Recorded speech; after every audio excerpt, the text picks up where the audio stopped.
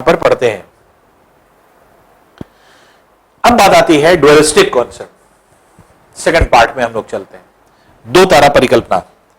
तो दो तारा परिकल्पना में देखिए क्या चीज है। दो तारा परिकल्पना में जैसे वैज्ञानिकों ने क्या माना कि पृथ्वी और अन्य ग्रह एक तारे नहीं, सूर्य से नहीं, बल्कि दो तारों से बने हैं। और इसमें जो है आपके सबसे पहला सिद्धांत जो दिया, वो जो आपके सिद्धांत था वो था कॉम्टे द बफन।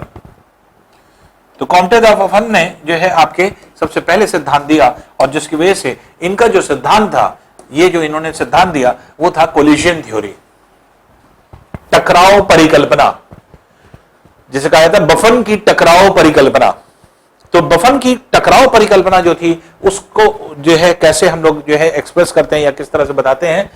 तो कॉन्सेप्ट क्या था या किस तरह से बताया जाता है। तो डुअलिस्टिक कॉन्सेप्ट ये था कि जो भी आपके एक तरह से परिकल्पना थी, और ये जो आपके इनका जो मानना था, कोलिजन के मतलब क्या होता है, टकराना।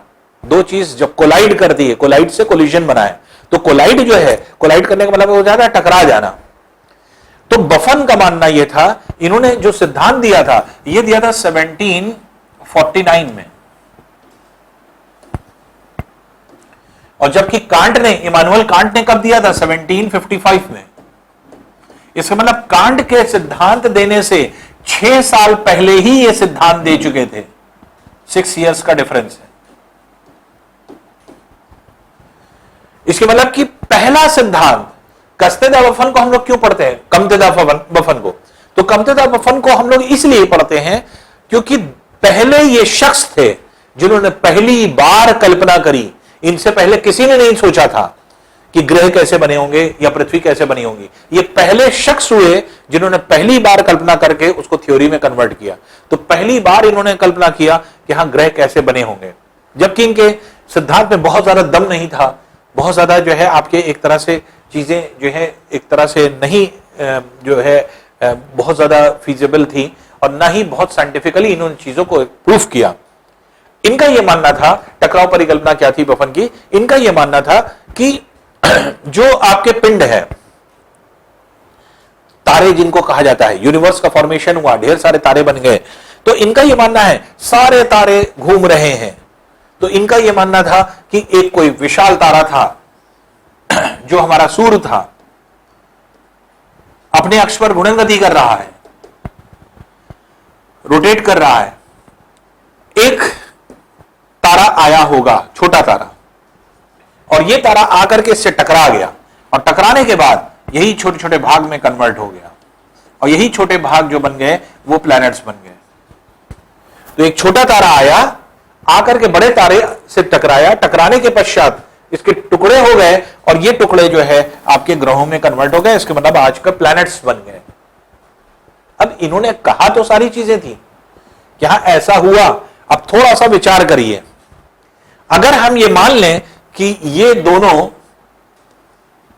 क्योंकि तारे की बात हो रही है, और तारा क्या होता है, गैसियस स्टेट में, गैस के गोले, अगर दो गैसी गोले आपस में आके टकराएंगे तो ऐसी कंडीशन में क्या होगा, तो टकराने से आपके एक तरह से एक गैस का गोला दूसरे गैस के गोले से कैसे टकरा सकता है, टकराने का कोई कॉन्सेप्ट नहीं समझ में आता। एक गैस का गोला दूसरे गैस के गोले के पास आएगा, आकर के गैस आपस में फ्यूज हो जाएगी, मिल जाएगी, तो टकराने का कोई कॉन्सेप्ट नहीं। तो तारे आपस में टकरा कैसे सकते हैं, पहली चीज। दूसरी इंपॉर्टेंट चीज, अगर दोनों को ठोस मान लें, जो कि आपके डायग्राम में भी शो किया गया है, अगर हम इसे ठोस मान लें, तो ठोस मान लें तब संभव है कि एक तारा आया, ठोस था, दूसरे ठोस तारे से आकर के टकराया, और टकरा करके ये छोटे छोटे टुकड़े में कन्वर्ट हो गया। लेकिन जब हम तारा कह रहे हैं, विशालकाय तारा, और ठोस भी कह रहे हैं, तो तारे में इसके मतलब एनर्जी बहुत कम थी, और वो ठोस था। आज सूर्य के पास जितनी एनर्जी है, अगर ये पहले ठोस थे, तो ये टकराने के बाद छोटा तारा 9 भाग में टूट गया, 9 ग्रह बन गए, वो समझ में आती है बात। लेकिन जो ठोस था वो गैसी पिंड में कैसे कन्वर्ट हुआ होगा, गैसियस स्टेट में कैसे कन्वर्ट हुआ होगा, क्योंकि गैस का गोला है सूरज, तो सूर्य गैस का गोला है, तो ठोस कैसे गैसी गोले में कन्वर्ट हुआ, यह प्रश्न उठ गया। तो इसमें जो है आपके क्वेश्चन ये उठता है कि दोनों को अगर हम गैस का गोला मान लें तो दो गैस के गोले टकरा ही नहीं सकते, मिल जाएंगे, मिक्सअप हो जाएंगे। दोनों को अगर हम ठोस मान लें तो समस्या ये आती है, ठोस मान लेंगे तो 9 ग्रह बन सकते हैं, छोटा तारा टूट गया, बड़ा तारा बचा रह गया, लेकिन ये बड़ा तारा कैसे ठोस से गैसीय अवस्था में आया होगा, इसके पास एनर्जी कहां से आई? तो इतनी एनर्जी कैसे आई कि जितना आज सूर्य के पास है, जो कि गैसियस स्टेट में कन्वर्ट हो गया। तो अब वही चीज जो है आपके एक्सप्लेन करना जो है संभव नहीं था, और दो तारे आपस में टकरा सकते हैं ऐसा जो है इन्होंने ऐसा बोला, लेकिन टकराव परिकल्पना कोई बहुत ज्यादा जस्टिफाइड नहीं थी। फिर एक वैज्ञानिक थे जिनका नाम था H.N. रसल, अभी आप पढ़ेंगे, बाइनरी स्टार कॉन्सेप्ट उन्होंने दिया था, द्वैतवादी परिकल्पना। तो उन्होंने कहा, उन्होंने इस बात को सिद्ध किया था कि ब्रह्मांड के ढेर सारे तारों के बीच में उन्होंने दूरी को कैलकुलेट किया। तो उन्होंने कहा सौर परिवार के तारों को जब उन्होंने देखा, जो हमारी गैलेक्सी के तारे हैं, गैलेक्सी के तारों को जब स्टार्स को उन्होंने देखा तो उन्होंने यह पाया कि दो स्टार्स के बीच में जो कम से कम दूरी हो सकती है वो 32 लाख से लेकर के 65 लाख किलोमीटर की हो सकती है। कम से कम दूरी की बात कर रहे हैं कि दो तारों के बीच में कम से कम दूरी 32 लाख किलोमीटर से 65 लाख किलोमीटर के बीच में ही हो सकती है। 32 लाख किलोमीटर से कम कभी दूरी हो ही नहीं सकती दो तारों के बीच में। क्यों? क्योंकि उन्होंने जितने तारों के बारे में स्टडी किया था तो ऑन एन एवरेज इतनी कम से कम इतनी आ रही थी, अधिक से अधिक तो कोई लिमिट ही नहीं है। दो तारों के बीच में जो है अनंत दूरी हो सकती है, लेकिन दो तारों के बीच में जो न्यूनतम दूरी हो सकती है वो 32 लाख किलोमीटर तक की हो सकती है। 32 से 65 लाख किलोमीटर के बीच में ही न्यूनतम वाले जो है तारे शो होते हैं। अब बात यह आई कि प्रायिकता के अनुसार, तो H.N. रसल ने क्या किया? H.N. रसल ने प्रायिकता लगाई, प्रोबेबिलिटी।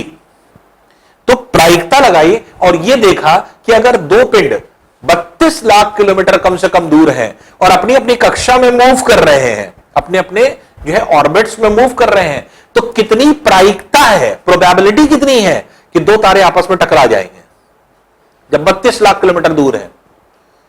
तो ऐसी मैथमेटिक्स, तो क्योंकि वो मैथमेटिशियंस भी थे तो इसलिए मैथमेटिक्स कैलकुलेशन किया, प्रोबेबिलिटी देखा, दोनों की कक्षा को मूव कराया, कक्षा को आसपास लेकर के आए, 32 किलोमीटर दूर तक लेकर के आए और दूर से ला करके आपके क्रॉस कराया, ऑर्बिट्स को भी एक दूसरे से क्रॉस कराया।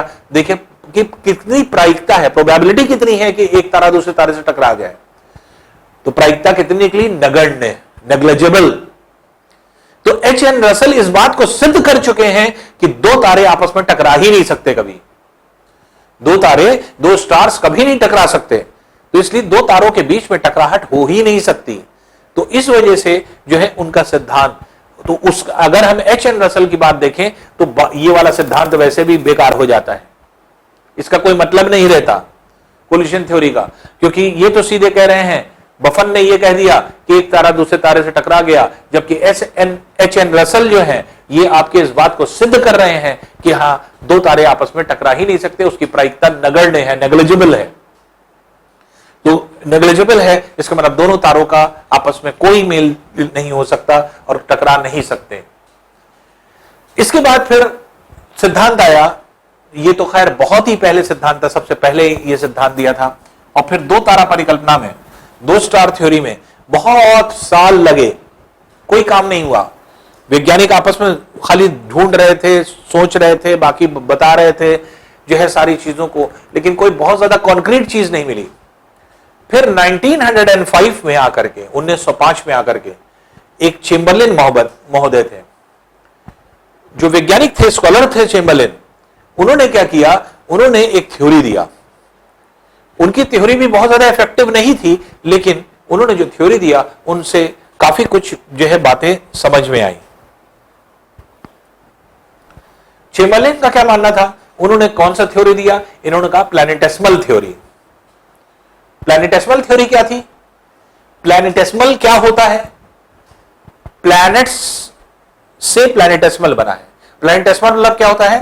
प्लैनेट मतलब होता है बड़ा पिंड, प्लैनेटेसिमल मतलब होता है छोटा सा टुकड़ा। तो छोटे छोटे जो पत्थर के टुकड़े हैं, उस पत्थर के टुकड़े को प्लैनेटेसिमल कहा गया।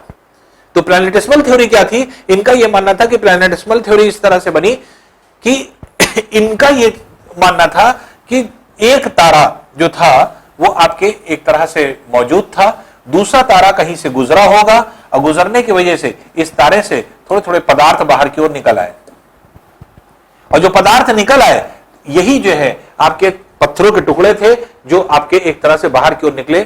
तो गैसी पिंड बाहर पहले निकला होगा और निकलने के बाद जो है आपके एक तरह से ठंडा होकर के ये पत्थरों में कन्वर्ट हो गया होगा।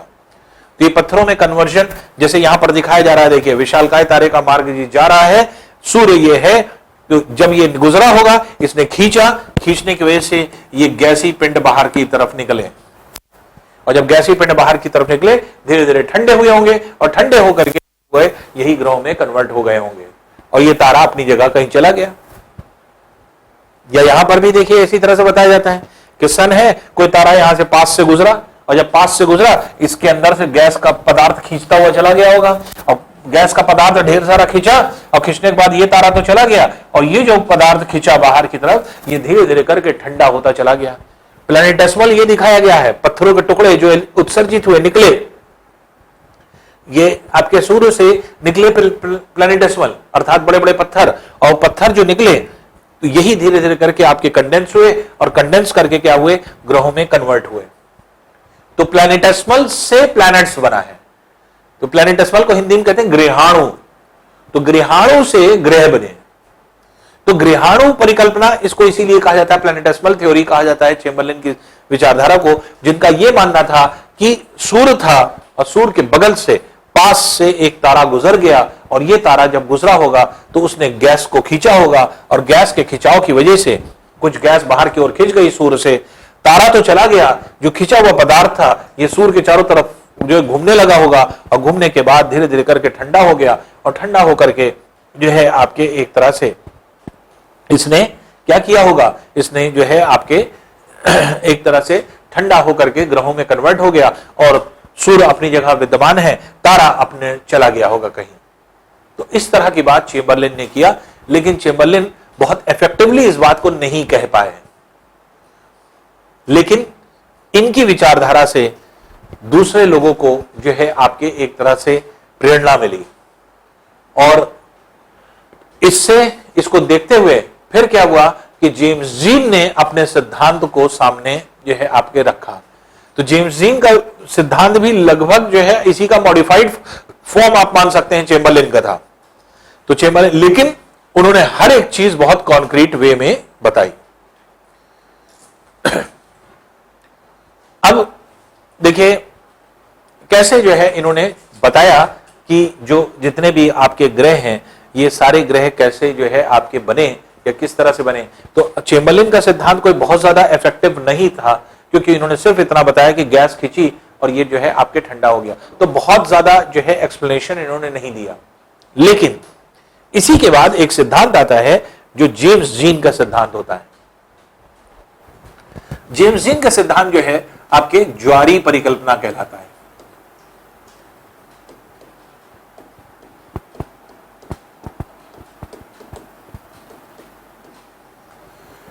जो टाइडल शब्द है ज्वारी, ज्वार का संबंध क्या है, अभी आप पढ़ेंगे, ज्वार भाटा एक टॉपिक आएगा उसमें। जैसे पृथ्वी है, पृथ्वी के बाहर जल मंडल है, फिर और बाहर वायुमंडल है। जैसे जैसे पृथ्वी घूम रही है, पृथ्वी का ठोस भाग, द्रवी भाग, लिक्विड पार्ट, और गैसी भाग, गैशियस पार्ट, सारा सॉलिड, लिक्विड, गैस सब एक साथ मूव कर रहा है। इसका मतलब कि अर्थ के साथ, अर्थ का एटमॉस्फेयर, अर्थ का वाटर, ओशंस, ये सब एक साथ मूव कर रहे हैं। तो अर्थ अलग नहीं, जल अलग नहीं, उसका वायुमंडल अलग नहीं, बल्कि ये कंप्लीट चीज अर्थ कहलाती है। जो एटमॉस्फेयर है वो भी अर्थ का ही पार्ट है। इसका मतलब अर्थ तीन भागों से मिलकर के बना है, ठोस, द्रव, गैस। ये कंप्लीट चीज जो है आपके एक तरह से जो एटमॉस्फेयर है वो अर्थ से अलग थोड़ी है। हम ये थोड़ी कहेंगे कि अर्थ अलग है, अर्थ के ऊपर पानी है और पानी के ऊपर जो है आपके, या फिर अर्थ के चारों तरफ जो है वायुमंडल है। अर्थ इज कंपोज्ड ऑफ 3 जो है आपके मीडियम्स, पहला मीडियम क्या है? सॉलिड। सॉलिड मीडियम जो है वो आपके सरफेस है, सॉलिड सरफेस। दूसरा क्या है? Liquid, water surface. तीसरा क्या है? गैशियस, जो कि एटमॉस्फेयर, जिसको हमने नाम दिया। तो तीन पार्ट को हमने अलग अलग नाम दे दिया है, जबकि है क्या? ये अर्थ का ही सरफेस होता है जो कि पाया जाता है। आगे चल करके अभी एक टॉपिक आप पढ़ेंगे, टाइड्स एंड एब्स, ज्वार भाटा। ज्वार भाटा क्या होता है? ज्वार भाटा ये होता है कि जब सूर्य या चंद्रमा पृथ्वी के सतह के पास नजदीक आता है तो न्यूटन का गुरुत्वाकर्षण नियम क्या कहता है, ग्रेविटेशनल लॉ क्या कहता है कि दो अगर पिंड है, दोनों के मासेस हैं, अगर m1 m2 दो पिंड हैं, तो ये एक दूसरे के ऊपर आकर्षण बल लगाते हैं, फोर्स लगाते हैं, और ये फोर्स क्या होता है? Directly proportional to the product of the masses. इसका मतलब कि इनके द्रव्यमानों के गुणनफल के समानुपाती होता है, directly proportional to the product of the masses. इसका मतलब क्या हुआ? जितने बड़े पिंड होंगे उतना ज्यादा खींचेंगे, जितने छोटे पिंड होंगे उतना कम खिंचाव उत्पन्न होगा। फिर इनके बीच में जो दूरी है r डिस्टेंस अगर हम मान लें, तो बल जो होता है ये विद्युत क्रमानुपाती होता है r स्क्वायर के, inversely proportional to r square होता है। तो इसलिए ये जो है आपके, इसका मतलब क्या हुआ कि जितने दूर होंगे पिंड उतना कम बल लगा पाएंगे, जितने पास होंगे उतना ज्यादा बल लगा पाएंगे। तो इसलिए ये तो वही चीज लागू होता है सूर्य और पृथ्वी पर। सूर्य या चंद्रमा जब पृथ्वी के बहुत नजदीक आ जाता है तो पृथ्वी को खींचने लगता है, पृथ्वी को खींचता है, और जब पृथ्वी को खींचता है तो पृथ्वी का ठोस भाग तो दृढ़ है, फिक्स है, लेकिन जल का भाग बाहर की ओर खींचने लगता है। जब जल का भाग बाहर की ओर खींचने लगता है तो इसका मतलब क्या होता है? ये जल का तल उड़ जाता है, सी लेवल रेज कर जाता है। तो जिधर की तरफ चंद्रमा होता है, सूर्य होता है, उधर की तरफ जल खिंचा हुआ होता है, और अगर कहीं पे जल खिंचा है तो कहीं दूसरी तरफ दबा होगा। जब एक तरफ आप जल को खींचेंगे तो इधर क्या हो जाएगा? दब जाएगा।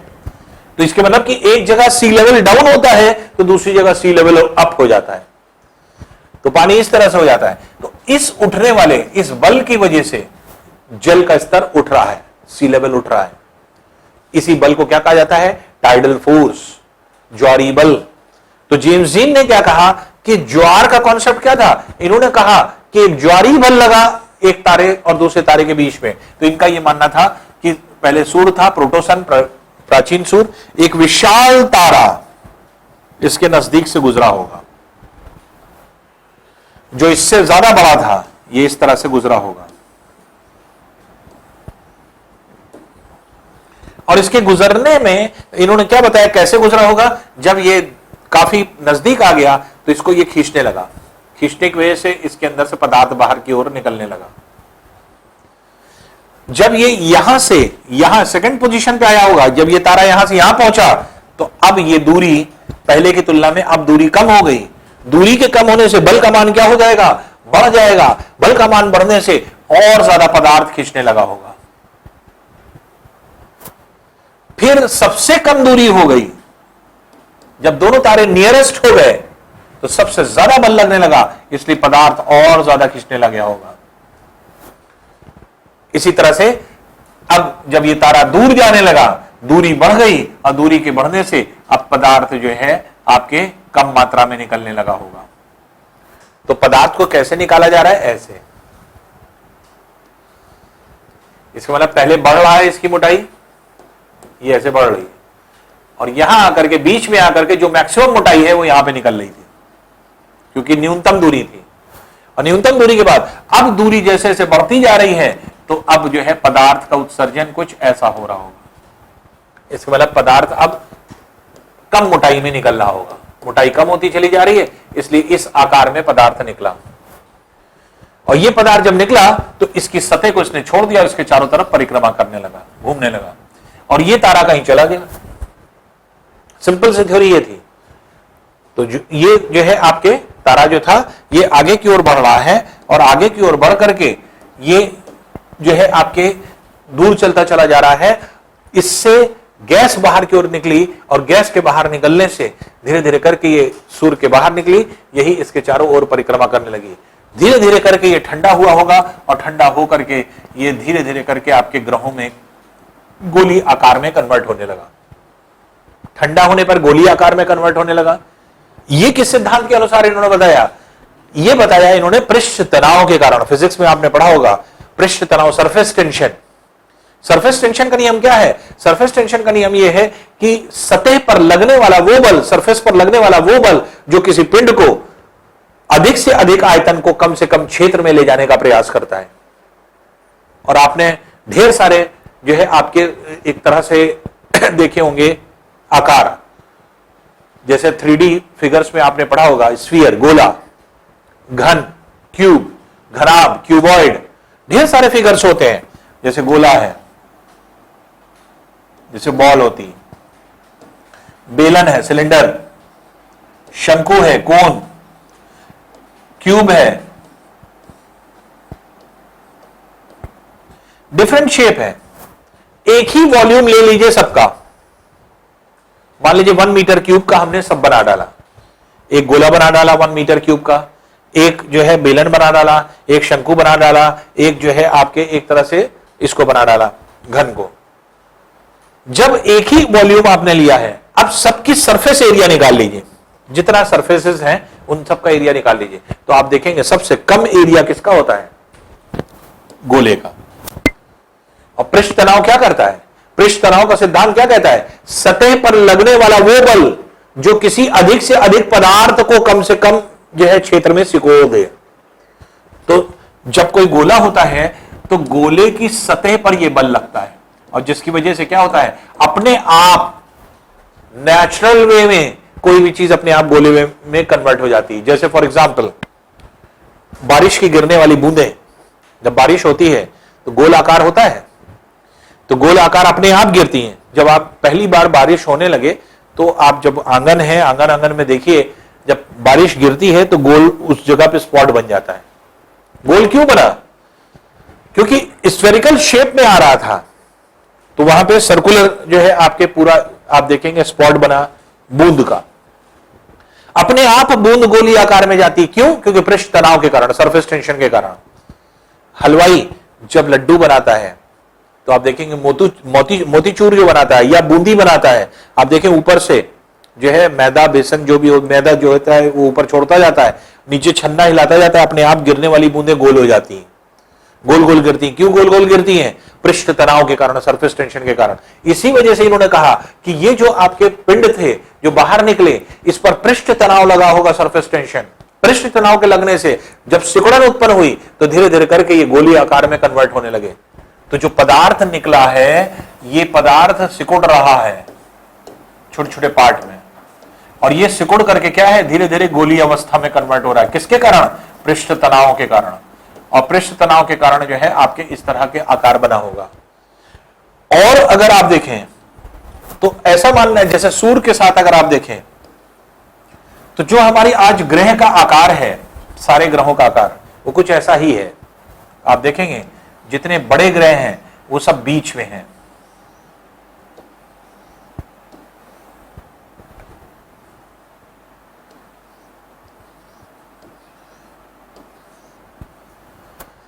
तो हमारे आज ग्रह का आकार भी यही है।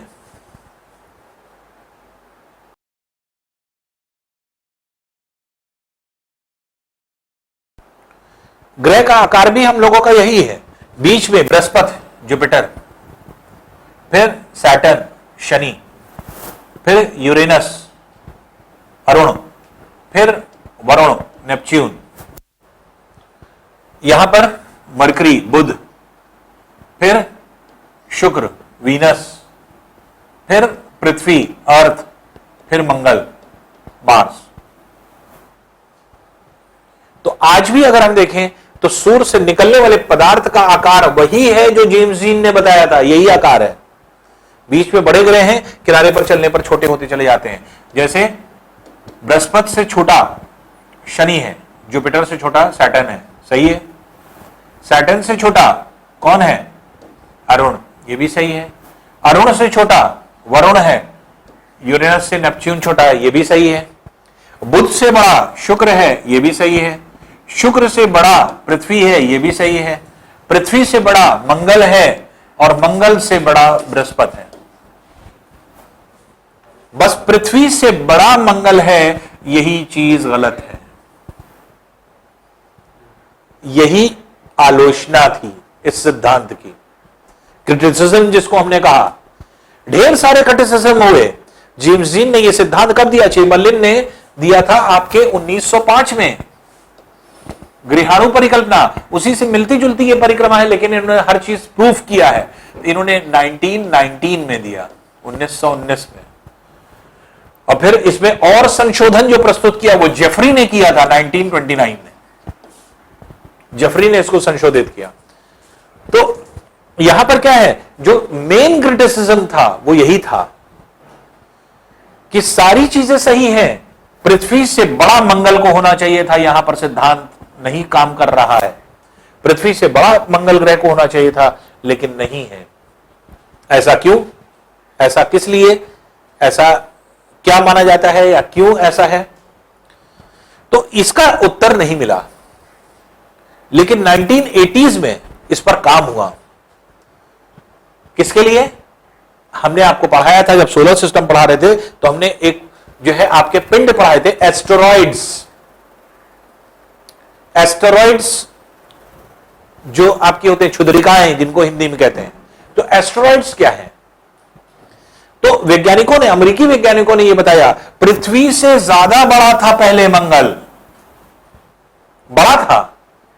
मंगल ऐसे जो है अपनी कक्षा में सूर्य के चारों तरफ परिक्रमा करता था, बृहस्पति ऐसे जा रहा है।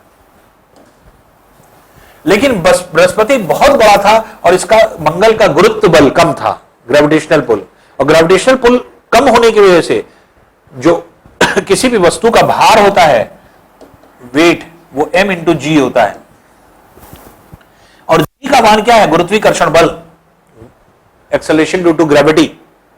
तो जब ग्रेविटी ही कम है तो जिसकी वजह से क्या होगा? जी का मान कम होगा, इसके मतलब भार कम होगा। तो बड़े बड़े पत्थर तो हैं लेकिन उसका भार ही नहीं है, हल्के हल्के, देखने में विशालकाय हैं। तो बड़े बड़े पत्थर यहां पर थे मंगल ग्रह के बाहर, लेकिन गुरुत्वाकर्षण बल कम होने की वजह से यहां पर क्या था? यहां पे बहुत हल्के थे ये, बड़े बड़े माउंट एवरेस्ट जैसे बड़े बड़े पत्थर थे। जितनी बड़ा माउंट एवरेस्ट है उतना बड़ा जो है आपके बड़े पत्थर जो मंगल ग्रह के बाहर थे। लेकिन वो कैसे थे? गुब्बारे जैसा है, बड़े से, लेकिन उनका कोई वेट ही नहीं था। तो इसलिए माना जाता है कि जब जुपिटर गुजरता होगा, मान लीजिए जुपिटर यहां से गुजर रहा है, मंगल यहां पर है, इसकी सतह से छोटे छोटे पिंड निकल जाते होंगे। जुपिटर यहां से गुजर रहा है, मंगल यहां है, इसके बाहर सतह से छोटे छोटे पिंड निकल जाते होंगे। और जिसकी वजह से जो जितने भी बाहर इसके ढीले कण थे, ढीले पत्थर थे जो कम वेट के थे, ये सब के सब बाहर इकट्ठा हो गए और मंगल और बृहस्पति, मार्स और जुपिटर के बीच की कक्षा में ये ढेर सारे असंख्य पत्थर आज भी तैर रहे हैं। और इन्हीं को क्या नाम दिया गया था? इन्हीं को नाम दिया गया था एस्टेरॉइड्स का, क्षुद्रिकाओं का। तो देखिए 1980s में जो अमेरिकी वैज्ञानिक काम कर रहे थे, दो काम हो गया, एक पंथ दो काज जैसे कहा जाता है। दो काम क्या हो गया? क्षुद्रिकाओं की उत्पत्ति का पता चल गया, क्षुद्रिकाएं आई कहां से। यह पता चला कि मंगल की सतह पर, मार्स की सतह पर जो ढीले पत्थर थे वो लिबरेट हुए हैं, वो आपके क्या हो गए? एस्टेरॉइड्स थे। इसका मतलब एस्टेरॉइड्स की उत्पत्ति का पता चल गया और इस सिद्धांत को और बल मिल गया कि पहले मंगल बड़ा था पृथ्वी से। इसके मतलब पूरा जो सिद्धांत है वो काम कर रहा है सही। तो सारे जो है जितने आपके ग्रह हैं वो सब उसी सीक्वेंशियल फॉर्म में है जिस सीक्वेंशियल फॉर्म में जेम्स जीन बता रहे हैं। लेकिन एक सिद्धांत ऐसा था जो कि आपके एक तरह से सही नहीं हो पाया। एक ऐसा क्रिटिसिज्म था जो क्रिटिसिज्म जो है आपके एक तरह से कहा जाए कि कोई नहीं एक्सप्लेन कर पाया। वो क्या था? सूर्य से सारे ग्रह निकले हैं। सूर्य को इन ग्रहों का पिता कहा जाता है क्योंकि सूर्य ने इनको पैदा किया है। तो सूर्य जो है वो इन सभी ग्रहों का पिता है, फादर है। और ह्यूमन बींग्स में भी अगर हम लोग देखते हैं तो जब बच्चा पैदा होता है तो बच्चे में क्या होता है, मां बाप के गुण ट्रांसफर होते हैं अपने आप ऑटोमेटिकली। आपने बायो में पढ़ा होगा जेनेटिक ट्रांसफर, जीन का ट्रांसफर होता है। तो अगर मान लीजिए 50% जीन आए मदर से तो 50% जीन आए फादर से। इसीलिए बच्चे में कुछ आदतें मां की होती हैं और कुछ आदतें बाप की होती हैं, तो कुछ आदतें ऑटोमेटिकली चली आती हैं। तो इसलिए जो जेनेटिक ट्रांसफर होता है सेम वही चीज यहां पर भी अगर आप लगाएं कि सूर्य से जब सारे ग्रह निकल रहे हैं तो सूर्य की जो प्रॉपर्टीज हैं वही प्रॉपर्टी ये सारे ग्रहों में भी होनी चाहिए। किस तरह की प्रॉपर्टी? फिजिकल प्रॉपर्टी की अगर हम बात करें, जैसे सूर्य सामने से देखने पर पश्चिम से पूर्व दिशा की ओर घूर्णन गति कर रहा है, तो इससे निकलने वाले जितने पदार्थ हैं वो भी उसी दिशा में घूमेंगे। तो पश्चिम से पूर्व घूम रहा है तो इससे निकलने वाले जितने पदार्थ हैं वो भी उसी दिशा में घूमेंगे। सारे ग्रह उसी दिशा में घूम रहे हैं पश्चिम से पूर्व। सिर्फ दो ग्रहों को छोड़ करके हमने आपको बताया था सोलर सिस्टम में, यू और वी याद रखिएगा, अल्ट्रावायलेट याद रखिए, यूवी याद हो जाएगा। यूरेनस और वीनस, यूरेनस और वीनस तो शुक्र ग्रह और अरुण ग्रह, ये दो ऐसे ग्रह हैं जो उल्टा घूम रहे हैं, पश्चिम से पूर्व नहीं पूर्व से पश्चिम घूम रहे हैं। ऐसा क्यों घूम रहे हैं आज तक कोई वैज्ञानिक इसको एक्सप्लेन नहीं कर पाया। इसलिए आज भी ये आलोचना है जेम्स जीन की कि सारे ग्रह उसी दिशा में घूम रहे हैं जिस दिशा में सूर्य जो है आपके रोटेशन कर रहा है, लेकिन इनकी रोटेशन डिफरेंट क्यों है कोई नहीं एक्सप्लेन कर पाया। इसलिए आज भी ये क्या है, इनकी आलोचना बनी हुई है। तो जो जेम्स जीन ने जो आपके एक तरह से कार्य किया वो क्या था, वो यही चीज थी कि जैसे बताया गया कि जैसे इसमें आप क्रम से देखें, सूर्य है, सूर्य के निकट से तारा गुजर रहा है तो बाहर की तरफ जो है उत्सर्जन हो रहा है, और तारा नजदीक आया और उत्सर्जन हुआ। इसी तरह से तारा जब गुजर गया तो पदार्थ बाहर की ओर निकला और बाहर की ओर निकल करके बाहर की ओर जो है लिबरेट हो गया, तारा कहीं चला गया। जब तारा कहीं चला गया तो अब ये पिंड जो था ये ठंडा होकर के यही ग्रहों में कन्वर्ट हो गया। तो ये सिगार आकार इसको बोला गया, तो सिगार आकार में जो है आपके इस तरह से कन्वर्ट हुआ और ये जो पदार्थ जो है निकला ये जो है ठंडा होकर के ये ग्रहों में कन्वर्ट हो गया इस आकार में, जिसमें प्लूटो को भी कहा जाता है जो आपके एक तरह से, क्योंकि पहले प्लूटो भी था जो है आपके ग्रह, लेकिन क्योंकि प्लूटो को निष्कासित कर दिया गया इसलिए इसको हटा दें तो अरुण तक का आपके 8 ग्रह जो है इसी आकार में थे। तो ये भी जो है आपके बता रहा है कि जैसे से ये तारा मूव कर रहा है इसको खींचता जा रहा है और एक स्टेज जब इसके पास से गुजर जाएगा तो इसके अंदर से पदार्थ खींच लिया इसने, फिलामेंट को। वही चीज यहां पर एक्सप्लेन की जा रही है कि कोई तारा है, ये जो है आपके सूर्य से सारा का सारा पदार्थ इसने खींच लिया और ये गुजर गया कहीं से, और जो निकला हुआ पदार्थ था यही ठंडा होकर के आपके ग्रहों में कन्वर्ट हो गया। जितने भी ग्रह हैं वो इसी तरह से बने। तो ये जेम्स जीन का सिद्धांत था जिसके आधार पर यह बताया गया कि जितने भी ग्रह बने हैं ये इसी तरह से बने हैं। तो जो ज्वारी बल है, ये जो बल लग रहा है ये ज्वारी बल है, तो ज्वारी बल की वजह से क्योंकि बताया गया इसीलिए इसको ज्वारी परिकल्पना कहा जाता है, tidal concept of James gene. और इसमें संशोधन, क्योंकि बहुत सारे संशोधन जो है जेफरी ने किया इसलिए जेम्स जीन का सिद्धांत है, लेकिन हेराल्ड जेफरी का नाम इसमें जुड़ता है। तो मेनली जो सिद्धांत दिया है ये जेम्स जीन ने इसको जो है आपके दिया। अब देखिए ये तो मेन सिद्धांत थे जो आपके पढ़े जाते हैं। कुछ ऐसे भी सिद्धांत हैं जो कि आए लेकिन उनको बहुत ज्यादा ख्याति नहीं मिली। लेकिन जैसे सिविल विल अगर आप देते हैं तो सिविल में एग्जाम में अक्सर सुमेलित करने को आ जाता है, मार्क करने को। तो वनडे एग्जामिनेशन में तो नहीं आता, पीसीएस में कभी कदार आ सकता है। सिर्फ क्या पूछता है, सिर्फ थ्योरी, ये आपके एक तरह से सिद्धांत का नाम दे देता है कि कौन सा सिद्धांत किसने प्रतिपादित किया। जैसे binary star concept, H.N.. Russell, जिसकी बात हमने बताई थी आपको, एच.एन. रसल जिन्होंने यह सिद्ध किया था कि दो तारे आपस में टकरा नहीं सकते कभी। इसी तरह से सुपरनोवा कॉन्सेप्ट दिया था एफ हॉयल ने और लिटिलटन ने। Interstellar dust concept, Interstellar dust concept क्या था कि तारों के बीच में, दो तारों के बीच में ये धूल के कण मौजूद थे, यही धूल के कण ठंडे हो गए और ठंडे होकर के आपस में मिल गए और जो है आपके बन गए क्या, ग्रह में कन्वर्ट हो गए। तो दो तारों के बीच में जो धूल के कण थे वही ग्रहों में कंडेंसर, ओटो शिमिट का सिद्धांत था ये, ओटो शिमिट ने दिया। फिर जुपिटर सन बाइनरी स्टार सिस्टम कॉन्सेप्ट जो है आपके EM ड्रॉबेनशवी ने जो है आपके दिया। फिर सिफीड कॉन्सेप्ट AC बनर्जी ने, ये आपके पीसीएस में पूछा गया था, सिफीड कॉन्सेप्ट जो है किसने दिया गया, तो AC बनर्जी ने दिया। रोटेशनल एंड टाइडल कॉन्सेप्ट रॉसगन ने दिया। रॉसगन ने एक और सिद्धांत दिया, फिशन हाइपोथेसिस, ये भी रॉसगन ने दिया। प्रोटोप्लैनेट जो है हाइपोथेसिस गेरार्ड क्यूपर ने दिया। इलेक्ट्रोमैग्नेटिक हाइपोथेसिस जो है हैंस एल्फन ने दिया। और नेबुलर क्लाउड का हाइपोथेसिस वॉन विसेकर ने दिया। तो ये क्या है, ये अगर आप सिविल सर्विसेज देते हैं या सिविल सर्विसेज में जो है आप प्रिपेयर करते हैं, तो थ्योरीज को केवल ये जानना कि कौन सा सिद्धांत किसने दिया, बस इतना, बहुत ज्यादा डिटेल में जाने की जरूरत नहीं, क्योंकि डिटेल में जो आपके सिद्धांत है, ये 5 सिद्धांत है जिसको हम लोग ने डिटेल वे में पढ़ा कि कैसे हमारे पृथ्वी या अन्य ग्रह बने। तो आपने देखा कि कितना इंटरेस्टिंग है ये जानना कि पृथ्वी और अन्य ग्रह कैसे बने। जितने तरह के लोग थे उतनी तरह की सोच डेवलप हो रही थी और उतनी तरह के लोग अपनी अपनी विचारों को व्यक्त कर रहे थे। तो पृथ्वी और अन्य ग्रह कैसे बने ये डिपेंड करता है जो है आपके सोच पर। इसलिए जैसे जैसे वैज्ञानिकों की अलग अलग सोच रही, वैसे वैसे वैज्ञानिकों ने अपने सोच के आधार पर जो है आपकी परिकल्पनाएं दी, कॉन्सेप्ट्स दिया, हाइपोथेसिस दिए और यह बताया कि हाँ पृथ्वी और अन्य ग्रह कैसे बने हैं। बस आपको यह समझना होता है, क्योंकि इसकी बहुत डिटेलिंग नहीं होती। इस डिटेलिंग इसलिए जरूरी होती है, जैसे जो मुख्य परीक्षा है, वनडे एग्जामिनेशन, और इसमें जैसे आपके जो एक तरह से कहा जाए कि प्री एग्जाम जो होता है, उसमें तो डायरेक्ट जो है आपके सिंपल छोटी छोटी जो है थ्योरीज आती हैं।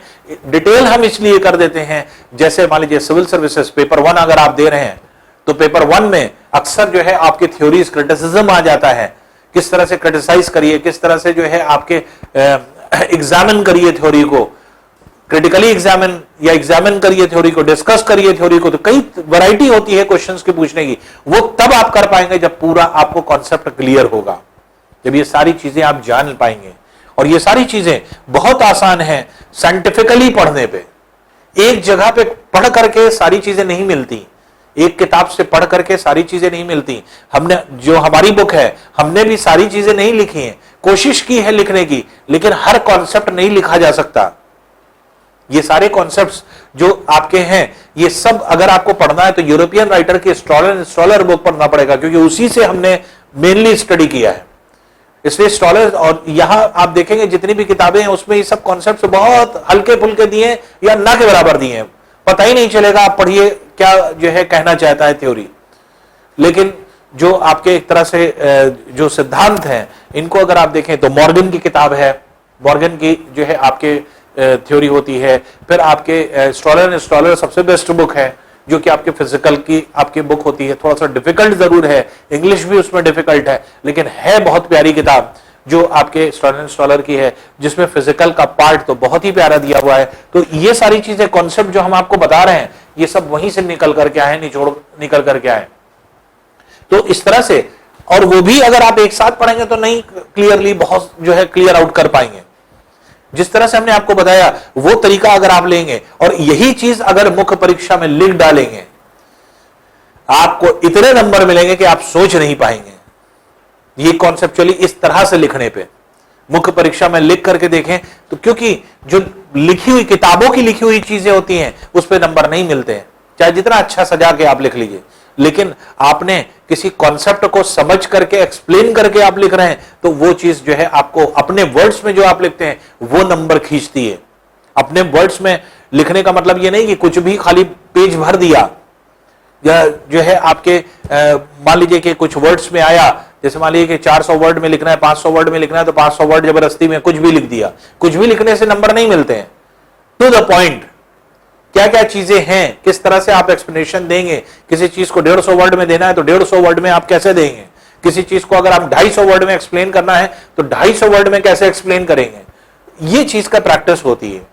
तो ये छोटी छोटी चीजें हैं जो अगर आप जान लेते हैं तो बहुत जो है आपके अट्रैक्टिव हो जाता है। और जो आपके एक तरह से जो थ्योरी होती है, इन थ्योरीज को अगर हम लोग देखें तो बेसिकली आपकी जितना भी जो है आपके क्वेश्चंस होते हैं वो सब इसी से निचोड़ करके निकल करके आते हैं। तो इस तरह के क्वेश्चंस, क्योंकि ये क्या है, इसी तरह जैसे हमने आपको स्टार्टिंग में भी बताया कि ज्योग्राफी यही है, तो साइंटिफिक अप्रोच से अगर आप पढ़ेंगे तो आप बहुत अच्छा समझ पाएंगे, बहुत अच्छा एक्सप्रेस भी कर पाएंगे। तो ये क्या है, अब ये थ्योरीज थी जिसने बताया कि पृथ्वी हमारी बन गई। अब पृथ्वी बन गई, अब पृथ्वी पे और चीजें कैसे आई?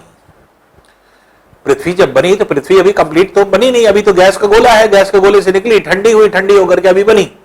लेकिन पृथ्वी पर वायुमंडल आया, पृथ्वी पर जलमंडल आया, कैसे आया या किस तरह से पृथ्वी पर जो है ये सारी चीजें आई होंगी, तो नेक्स्ट जो है टॉपिक में हम लोग इसी जो है इंपॉर्टेंट पार्ट को डिस्कस करने वाले हैं। तो नेक्स्ट टॉपिक में आपसे फिर मुलाकात होगी। Thank you.